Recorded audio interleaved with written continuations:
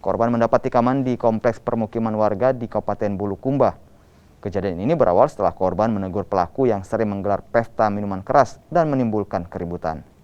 Usai menikam korban, pelaku langsung melarikan diri. Sementara itu, istri korban telah melapor ke polisi, namun identitas pelaku tidak diketahui. Kini korban harus menjalani perawatan di rumah sakit karena mengalami luka di bagian tangan. Saya tinggal melihat korban sedang tergeletak, terus di sampingnya ada juga motor yang jatuh. Terus saya mau ke situ, sudah berhamburan. Jadi pada saat itu saya juga lari menuju ke kantor PSC untuk meminta bantuan karena saya lihat tadi korban sudah ada darah di tangannya. Jadi waktu bawa pelaku ini lagi berpesta minuman keras ya?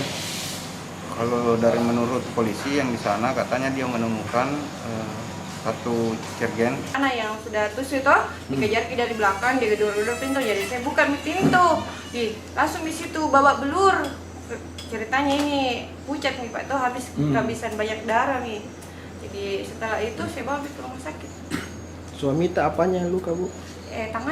Tangannya sama pergelangannya juga, sama lututnya, sama keluar darah di telinganya sama kepalanya.